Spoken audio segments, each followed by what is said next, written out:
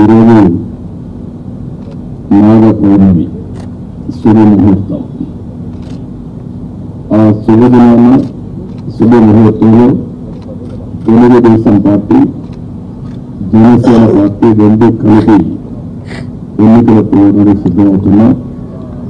ఈ వార్త రాష్ట్రంలో ఉండే ప్రజలందరూ కూడా ఒక శుభవార్త కావాలని మేము కోరుకుంటున్నాం. చెప్పినట్టు ఈరోజు ఒక కలయిక అనేది రాష్ట్ర భవిష్యత్తు కోసం, ఈ రాష్ట్రాన్ని కాపాడుకోవడం కోసం, భావితరాల భవిష్యత్తు కోసం ఈ కలయిక కలుస్తున్నాం. అదే మాదిరిగా ఈ కలయికలో భాగంగా ఇద్దరం కలిసి చాలాసార్లు మాట్లాడుకున్నాం. పార్టీ నాయకులు మాట్లాడుకున్నాం. అన్నీ మాట్లాడిన తర్వాత 175 సీట్లు, 24 సీట్లు జనసేన పోటీ చేస్తుంది. 3 పార్లమెంటు జనసేన పోటీ చేస్తారు. మిగిలిన సీట్లు తెలుగుదేశం పార్టీ పెరిగింది. ముందు వారు చెప్పినట్టు బీజేపీ కలిసి వస్తే ఆ విషయాలు కూడా మాట్లాడుకొని మేము తగిన నిర్ణయాలు తగిన సమయంలో తీసుకుంటాం. ఈరోజు మనం మొట్టమొదటిసారిగా ఏదైతే నిర్ణయించుకున్నామో ఆ నిర్ణయం ప్రకారం తెలుగుదేశం పార్టీ అభ్యర్థులను ఎంపిక చేస్తాం. అదే మాదిరిగా జనసేన అభ్యర్థులను పవన్ కళ్యాణ్ గారు ఎంపిక చేస్తారు. అన్ని ఏరియాల్లో ప్రతి ఒక్కరికి అయితే విజ్ఞప్తి చేస్తున్నాం. ముహూర్తం కాబట్టి ముందు క్యాండిడేట్స్ రిలీజ్ చేసిన తర్వాత మళ్ళీ మిగిలిన డీటెయిల్స్ అని మాట్లాడతాం. ఇది తెలుగుదేశం పార్టీ అభ్యర్థుల జాబితా. మొదటి విడతగా ఒక 94 సీట్లు మీకు రిలీజ్ చేస్తున్నాం. ఇది మీకు పంపిస్తాను. మీ అందరూ డిస్ట్రిబ్యూట్ చేసి మాట్లాడతాం. Ichchapuram బొండలం Ashok garu, Tekkali Kinjarapu Atchannaidu, Anugala Valasa Kona Ravikumar, Rajam Kondri Muralimohan, Kurupam Toyaka Jagadeeswari, Parvathipuram Vijaya Gonela, Salur Gummadi Sandhyarani, Bobbili RSV KK Rangarao, Gajapathi Nagaram Kondapalli Srinivas, Vizianagaram Pusapati Aditi Vijayalakshmi Gajapathiraju, Visakhapatnam east Velagapudi Ramakrishnababu, Visakhapatnam west PGVR Naidu alias Gannababu, Araku valley Siriveri Donnudora, Payakaraopeta Vangalapudi Anitha, Narsipatnam Chintakayala Ayyannapatrudu, Tuni Yanamala Divya, Peddapuram Nimmakayala Chinarajappa, Anaparthi నల్లిమెల్లి Ramakrishna Reddy, Mummidivaram డోట్ల Subbaraju, Gannavaram Shri పెళ్ళ రాజేష్ కుమార్, కొత్తపేట బండారు సత్యానందరావు, మండపేట వేగుళ్ల జోగేశ్వరరావు, రాజమండ్రి సిటీ ఆదిరెడ్డి వాసు, జగ్గంపేట జ్యోతుల వెంకటప్పారావు, ఆచంట పీతాని సత్యనారాయణ, పాలకొల్లు నిమ్మల రామానాయుడు, ఉండి మంతెన రామరాజు, తణుకు అరిమిల్లి రాధాకృష్ణ, ఏలూరు బడేటి రాధాకృష్ణ, చింతలపూడి సోంగార్ రోషన్, తిరువూరు కొలికపూడి శ్రీనివాస్, నూజివీడు కొలుసు పారసార్థి, గన్నవరం యాడ్లగడ్డ వెంకట్రావు, గుడివాడ వెనుగంట రాము, పెడన కాగిత వెంకట కృష్ణప్రసాద్, మచిలీపట్నం కొల్లు రవీంద్ర, పామర్రు వర్ల కుమార్ రాజా, Vijayawada central bonda Uma,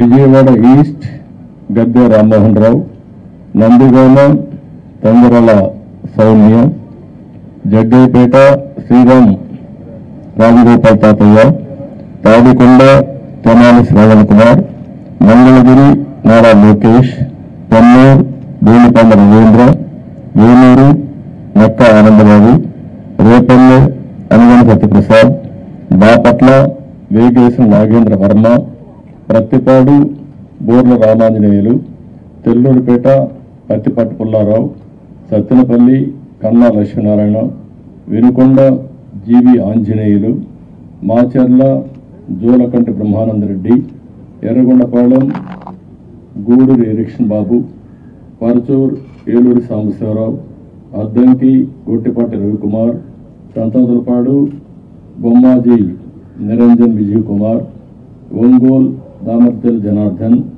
Janardhan Rao, Kondepi Dola Sri Bala Veeranjaneya Swamy, Kanigiri Mukku Ugra Narasimhareddy, Kavali Kavya Krishnareddy, Nellore city P Narayana, Nellore rural Kotamreddy Sridhar Reddy, Gudur Pasam Sunil Kumar, Sullurpeta నెల్గుల Vijayasri, Udayagiri Kakarla Suresh, Kadapa Madhava Reddy, Rayachoti Mandapalli Ramprasad Reddy, Pulivendula Marreddy Rabindranath Reddy, Mairupur Putta Sudhakar Yadav, Allagadda Boma Akhilapriyareddy, Srisailam Budda Rajasekhar Reddy, Kurnool TG Bharath, Panyam Gowru Charitareddy, Nandyal NMD Farooq, Banaganapalli BC Janardhan Reddy, Dhone Kotla Suryaprakash Reddy, Mattikonda KE Shyambabu, Kodumur Boggula Dastagiri, Rayadurg Kaluva Srinivasulu, Uravakonda P Keshav, Tadipatri JC Ashmit Reddy, Singanamala Bandaru Sravanisri, Kalyan Durg Alimineni Surendrababu, Raptadu Paritala Sunitha, Madakasira KME Sunil Kumar, Hindupur Nandamuri Balakrishna, Penukonda Savitha, Thamballapalle Jayachandrareddy, Pileru Nallari Kishore Kumar Reddy, Nagari Gali Bhanuprakash, Gangadhar Nellore doctor VM Thomas, Chittoor Gurajala Jaganmohan, Palamaner N Amarnath Reddy, Kuppam Chandrababu Naidu. లాస్ట్లో పవన్ కళ్యాణ్ గారు చెప్పిన దాన్ని నేను పూర్తిగా సమర్థిస్తూ ఈరోజు ఈ కలయిక రాష్ట్ర భవిష్యత్తు కోసం, ఏ ఇద్దరు వ్యక్తుల కోసమో ఏ రెండు పార్టీల కోసం కాదు, 5 కోట్ల ప్రజా ప్రయోజనాలు ఆశించి ఈరోజు మనస్ఫూర్తిగా 2 పార్టీలు కలిసి పనిచేయాలని ఈ నిర్ణయం తీసుకున్నాం. ఈరోజు రాష్ట్రానికి ఇది ఒక హిస్టారికల్ డే, ఒక మంచి ప్రయత్నానికి తొలి అడుగు ఇది. నేను ఎందుకు ఈ మాట అంటున్నాను, నేను చాలా రాజకీయాలు చేశాను, కానీ రాష్ట్ర విభజన వల్ల రాష్ట్రం నష్టపోయిన రాష్ట్రాన్ని మళ్లీ ఘాట్లో వేయడానికి ప్రయత్నం చేసే సమయంలో 19లో మళ్ళా ఒక విఘాతం రావడం, ఆ విఘాతం వచ్చిన తర్వాత రాష్ట్రం విడిపోయినప్పటికంటే 19 తర్వాత జగన్మోహన్ రెడ్డి ముఖ్యమంత్రి అయిన తర్వాత ఈ రాష్ట్రాన్ని ఎన్ని విధాల ఇబ్బంది పెట్టాలో తిరిగి కోలుకోలేని స్థితికి తీసుకెళ్లిపోయే పరిస్థితికి వచ్చాడు. ఇది ఒక వ్యక్తికి నష్టం కాదు, లేకపోతే పవన్ కళ్యాణ్ గారికి నాకే నష్టం కాదు, 5 కోట్ల ప్రజలకు జరిగిన నష్టం ఇది. బ్రాండ్ ఆఫ్ ఆంధ్రప్రదేశ్ పూర్తిగా డెమాలిష్ చేసిన సందర్భం ఇది. ఇంకొక పక్క ఎవరైనా సరే ప్రజాస్వామ్యుడి తప్పు, ఇది కరెక్ట్ కాదు, నాకు అన్యాయం జరిగిందని చెప్పుకోలేని పరిస్థితి. ఈ అవమానాలు ప్రజలు భరించారు, కార్యకర్తలు భరించారు, పత్రికా విలేకరులు భరించారు, మేము కూడా భరించాం. నా విషయం మీ అందరికీ తెలుసు, 5 కోట్ల మందికి. పవన్ కళ్యాణ్ గారు ఒక మంచి ఉద్దేశంతో వస్తే ఇప్పటం గ్రామాల్లో జరిగినటువంటి సంఘటన దగ్గర నుంచి విశాఖపట్నంలో రోడ్ షో కూడా చేయకుండా చేసే పరిస్థితి, అడుగడుగున రాజకీయ నాయకుల్ని అడ్డుకొని అరెస్టులు చేసే పరిస్థితి వచ్చింది. అవన్నీ కూడా దృష్టిలో పెట్టుకున్న తర్వాత మేము ఒకటే ఆలోచించాం, మేమందరం కూడా రాగద్వేషాలకు అతీతంగా రెండు పార్టీలు కలిసి మనస్ఫూర్తిగా సహకరించి ఈ రాష్ట్రాన్ని కాపాడే బాధ్యత మేము తీసుకోవాలనే ఉద్దేశంతోనే ఈ ఎక్సర్సైజ్కి ప్రారంభించాం.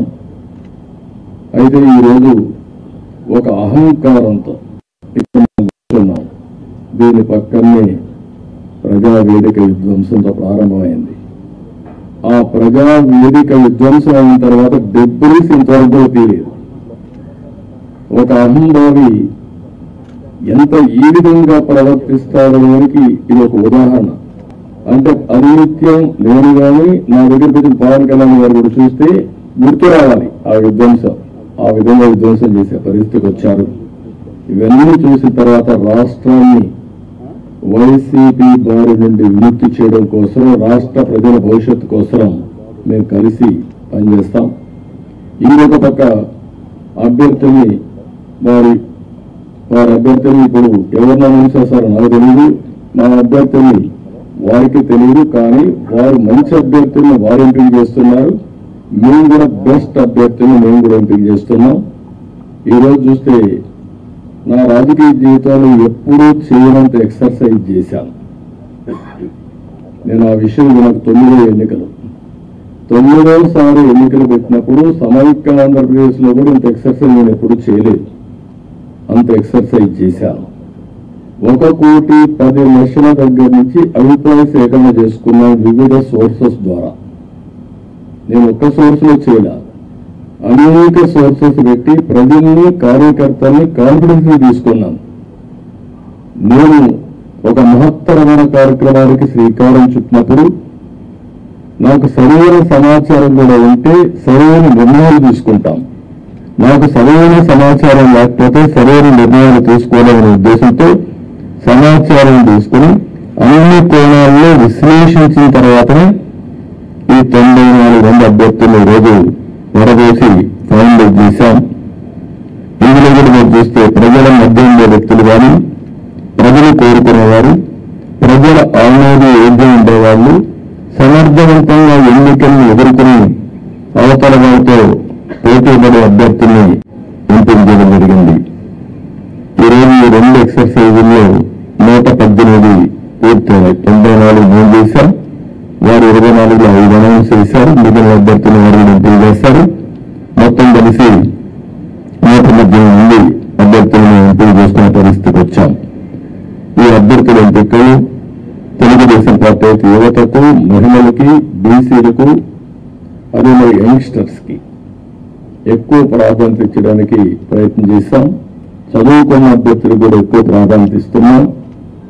అదే మరి మీరు చూస్తే ఒక 23 మంది ఫస్ట్ టైమర్స్, ఈ 94లో 23 మంది ఫస్ట్ టైం ఎమ్మెల్యేలుగా శాసనసభకు వచ్చే విధంగా వాళ్ళు కూడా ఎంపిక చేసుకున్నాం. వీళ్ళు 3 డాక్టర్లు ఉన్నారు, రిటైర్డ్ ఐఏఎస్ ఆఫీసర్లు ఉన్నారు, విద్యావంతులు ఉన్నారు, 28 మంది పోస్ట్ గ్రాడ్యుయేట్స్ ఉన్నారు, 51 మంది గ్రాడ్యుయేట్స్ ఉన్నారు, బాగా 2 పిహెచ్డీలు కూడా ఉన్నారు. అదేవిధంగా వైసీపీ అభ్యర్థులు ఒక్కసారి మీరు పోల్ చూస్తే కడాన రెడ్ శాండిల్వుడ్ స్మగ్లర్స్ కూడా పెట్టేశారు. రౌడీల్ని, గుండాలను కాకుండా రెడ్ శాండిల్వుడ్ వ్యాపారం చేసేవాళ్ళు పెట్టారంటే ఆ డబ్బులు ఇంకా ఆ రెడ్ శాండిల్ వ్యాపారం చేసే వాళ్ళు ట్రాన్స్ఫర్ చేశారు అక్కడి నుంచి. ఎందుకంటే బ్రహ్మాండ ప్రొడక్షన్ ఉంది అక్కడ, నాయకుల ప్రొడక్షన్ కూడా, నాట్ ఓన్లీ రెడ్ శాండిల్ ప్రొడక్షనే కాదు. అలాంటి వాళ్ళని రౌడీల్ని డబ్బులతో ట్రాన్స్ఫర్ చేసి రాష్ట్రాంతా స్ప్రెడ్ చేసే పరిస్థితికి వచ్చారు. ఈ విషయం కూడా ప్రజలు కూడా గుర్తుపెట్టుకోవాల్సిన అవసరం ఉంది. ఈరోజు మేము చేసిన అభ్యర్థులు ప్రజలకు జవాబుదారీతనంగా ఉండే అభ్యర్థుల్ని అటు జనసేన ఇటు తెలుగుదేశం పార్టీ ఇద్దరు కూడా చేశాం. ఈరోజు ప్రజల్లో తీవ్రమైన వ్యతిరేకత ఉంది. ఎంత వ్యతిరేకత ఉందంటే భయం కూడా అంత ఉంది. ఈరోజు మీరున్నారు ప్రెస్, మీ మీద సిరీస్ ఆఫ్ దాడులు జరిగాయి. సిరీస్ ఆఫ్ దాడులు జరిగితే మీరు ప్రతిఘటించాలని నిస్సాయ స్థితిలో ఉన్నారు. ఏమనుకో అంటే మనలో ధైర్యాన్ని కూడా కోల్పోయే పరిస్థితిలో ఉన్నారు. ఒక వ్యక్తి స్వేచ్ఛగా వాళ్ళ అభిప్రాయం చెప్పే స్వేచ్ఛ ప్రతి ఒక్క వ్యక్తికి ఉంది. అదేవిధంగా పత్రికా విలేకరులకి బాధ్యత ఉంది. అతనికి స్వేచ్ఛ ఉంది, మీకు బాధ్యత ఉంది. 4 స్టేట్స్ ఏదైతే ప్రజాస్వామ్యంలో 4 పిల్లర్స్ అనేటివి చాలా ముఖ్యం. ఒక పక్క చట్టసభలు, ఎంపిక చేసే అభ్యర్థులు, అక్కడి నుంచి గెలిచిన అభ్యర్థులు చట్టాలు చేయడం. రెండోది కార్యనిర్వాహక అధికారులు, ఐపీఎస్ ఆఫీసును ఆల్ ఇండియా లెవెల్లో తెచ్చిపెట్టడం. మూడోది పత్రికా విలేకరులు ఎక్కడికక్కడ స్వేచ్ఛగా ఎవరేం చేసినా నిర్మోహమాటంగా ప్రజలకు చెప్పడం. ఎక్కడ తప్పు జరిగితే తప్పు జరిగిందని కోర్టుకు వెళ్ళి మళ్ళా మన హక్కులు కాపాడుకోవడానికి న్యాయ వ్యవస్థ. ఈ రోజు మన రాష్ట్రంలో చూస్తే ఈ 4 వ్యవస్థలు కూడా ఒక విధంగా చెప్పాలంటే నిర్వీర్యం చేసే పరిస్థితి, దుర్వినియోగం చేసే పరిస్థితి. ఇష్టానుసారంగా ఒక్క ఐఏఎస్ ఆఫీసర్, ఒక్క ఐపీఎస్ ఆఫీసర్ మాట్లాడలేని నిస్సహాయ పరిస్థితి నేను 45 ఏళ్ళు ఎప్పుడు చూడలే. ఇదే మీడియాలో నేను చూశాను. ఇదంతా పరాకష్టం మీరు గుర్తుపెట్టుకోవాలి. ఇదే మీడియాలో ఒక్కసారి ఒక జియో తీసుకొచ్చి నియంత్రణ చేస్తున్నానని రాజశేఖర్ రెడ్డి ఒక జియో తీసుకురావడానికి ఫైల్ మూవ్ చేశాడు. అంతే, ఫైల్ మూవ్ చేస్తే నెక్స్ట్ డే మేము అసెంబ్లీలో పట్టుకున్నాం. నీ ఇష్ట ప్రకారం ఎట్ట చేస్తావు సమాధానం చెప్పమని. అతను భయపడిపోయి కాదు నువ్వు చేయలేదు అన్నాడు. నేను నిర్దిష్టంగా హామీ ఇస్తున్నా, నేను చేయనన్నాడు. కాదు ఆ ఫైల్ పెట్టమన్నాడు. అక్కడి నుంచి నేను విత్డ్రా చేసుకున్నానంటే మళ్ళా మీరు మాట్లాడతారంటే నా పరిస్థితికి వచ్చి తోకదాడి చేసే పరిస్థితికి వచ్చాడు. ఈరోజు 2430 జియో నెంబర్ తీసుకొచ్చి పత్రికా విలేకరులపై దాడులు చేయడమే కాకుండా మీ మీద కేసులు పెట్టి మిమ్మల్ని లోపడేసే పరిస్థితికి వచ్చారు. ఇది భారతదేశ చరిత్రలో ఎక్కడ జరిగిందని నేను అనుకోను. ఈరోజు ప్రజాధనంతో ప్రజల మీద కక్ష తెచ్చుకోవడానికి న్యాయ వ్యవస్థను దుర్వినియోగం చేసే పరిస్థితికి వచ్చారు. ఒక్కొక్క అడ్వకేట్కి ఇంటి కోట్ల రూపాయలు, కామన్ మ్యాన్ కోట్ల రూపాయలు పెట్టుకుని అడ్వకేట్లు పెట్టుకునే పరిస్థితిలో ఉన్నారా ఈ రాష్ట్రంలో? కనీసం అడ్వకేట్ అని తెలుసా? ఇలాంటివన్నీ జరిగే పరిస్థితి వచ్చింది. అందుకని ఈ రోజు ఇవన్నీ కూడా చూసిన తర్వాత నేను ఒకటే ప్రజలందరికీ అప్పీల్ చేస్తున్నా. అహంకారంతో ఎగువతో ఈ అభ్యర్థుల్ని ఇష్టానుసారంగా అతను ఇచ్చేసినప్పుడు మీరు కూడా ఇది అత్యంత కీలకమైన ఎన్నికలు. మళ్ళీ చెప్తున్నాం, ఇక్కడ మాకు ఏమాత్రం రాగద్వేషాలకు అతీతంగా అభ్యర్థుల ఎంపిక మెరిట్ ప్రకారం మేము ఆలోచిస్తున్నాం. అందరికీ సీట్లు రాకపోవచ్చు. ఎందుకని నేను మాటలు వాడుతున్నానంటే తెలుగుదేశం పార్టీ పోటీ చేసేది ఇక్కడ జనసేన అభ్యర్థులు సహకరించాలి. జనసేన పోటీ చేసేది ఇక్కడ తెలుగుదేశం పార్టీ అభ్యర్థులు సహకరించాలి. ఇద్దరు కలిసి ఒక అవగాహనతో పనిచేస్తే ప్రజల్లో కూడా నమ్మకం ఏర్పడుతుంది, ఓటు బ్యాంక్ పెరుగుతుంది. ఎవరైతే ప్రజలు సహకరించాలని ఆలోచన ఉంటారో వాళ్ళకు ఉత్సాహం వస్తుంది. దానివల్ల గెలుపు ఈజీ అవుతుంది. గెలుపు అనేది ఎవరు ఆపలేదు. నేను చాలా స్పష్టంగా కూడా చెప్తున్నా. ఎందుకు ఆ దీనాతో చెప్తున్నట్టు ఎప్పుడైతే తెలుగుదేశం జనసేన కలిశామో ఆ రోజే గెలిచామని వైఎస్ఆర్ కాంగ్రెస్ పార్టీ కడబడేశారు. వాళ్ళకు తెలుసు ఏ ఒక్కరి కూడా మనకు అర్థమైంది. కానీ రౌడీజం చేసావు, ఇంకొక పక్కన దొంగ ఓట్లు ఎన్యూమరేట్ చేసావు, లేకపోతే బూత్ క్యాప్చర్ చేసావు, లేకపోతే వాళ్ళకు కావాల్సిన అధికార యంత్రాంగాన్ని వాలంటీర్స్ ఇలాంటి వాళ్ళు దుర్వినియోగం చేసి ఎన్నికలు జరపాలనుకుంటున్నారు. జరగదు. చాలా ఎన్నికలు చూశాను. ఒకసారి డబ్బులతో కూడా డబ్బుల అహంభావం ఇప్పటికే ఎక్కడికక్కడ బస్తాల కొద్ది డబ్బులు వెళ్ళిపోయిందని కాన్స్టిట్యూన్సీ వారికి మార్క్ చేశారని ఎర్రచందనం డబ్బులు, శాండ్లీలు డబ్బులు, లేకపోతే ఇసుక డబ్బులు, లిక్కర్ డబ్బులు ఒకటిగా ఇలాంటివన్నీ అవినీతి డబ్బులు పంపించి మళ్ళా ఓట్లు కొనే ప్రయత్నాలు కూడా చేస్తున్నారు. ఇవన్నీ కూడా సమర్థవంతంగా ఎదుర్కొంటాం. ఈరోజు ఒకటే చెప్తున్నా, ఇది ప్రజాస్వామ్యం అంటే ఒక వ్యక్తికి అధికారం కాదు, ఇష్టారాజ్యం కాదు. ప్రజలు వారి జీవితాలు, వారి భవిష్యత్తుని పరిరక్షించేది ప్రజాస్వామ్యం. ఆ ప్రజాస్వామ్యానికి ఒక ముప్పు వచ్చినప్పుడు ప్రతి ఒక్కరి బాధ్యత. ఈరోజు మా దగ్గర డబ్బులు లేకపోవచ్చు, చాలా స్పష్టంగా చెప్తున్నాం. కానీ ప్రజాబలం మా దగ్గర ఉంది. విలువలతో కూడిన రాజకీయం చేశాం. ఇంకొక పక్కన ప్రజల సహకారం కానీ, అదే సమయంలో అందరూ వారి భవిష్యత్తు కోసం పనిచేస్తారని నమ్మకం మాకుంది. మీరు అవసరమైతే ప్రజలే ముందుకొచ్చి 10 రూపాయలు ఖర్చు పెట్టి ఎక్కడికక్కడ అభ్యర్థులు గెలిపించుకునే ప్రక్రియకు కూడా మీరు శ్రీకారం చుట్టాల్సిందిగా నేను కోరుతున్నా. ఒక పక్క 5 కోట్ల ప్రజలు, ఒక పక్క ఒక అహంభావంతో, ధనబలంతో, పెత్తందారి విధానాలతో, రౌడీలతో వస్తున్నటువంటి పార్టీ ఇంకొక పక్క. అందుకే ప్రజలందరూ కోరుతున్నా, మీరు ఆలోచించాల్సిన అవసరం ఉంది.